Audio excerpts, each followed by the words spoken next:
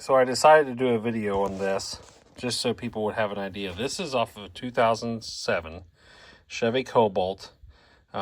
Basically, the turn signal, it holds both ways when you turn it on, so it does still work. One way, when you're turning the wheel, it clicks, but it doesn't turn the turn signal off. The other way, it doesn't click at all and does not turn the turn signal off. There was a video I watched yesterday, and basically the gentleman took this piece off right here. Pull it off there for you. And he had a screwdriver and he held these pieces down, okay, because they're going to pop up. Well, it didn't pop up, but I decided to see what was wrong with my switch. So basically, if you take this whole piece out as one, set it over here to the side, this white piece on mine is actually what the problem was. His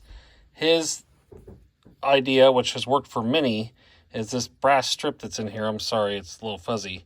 This brass strip gets wore one way, and you can flip it around and put it back in, and it fixes the problem.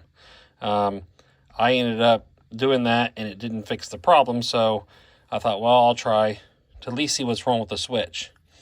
So if you look right here, there's a gap in this plastic, and what that is, try to get you a little better shot.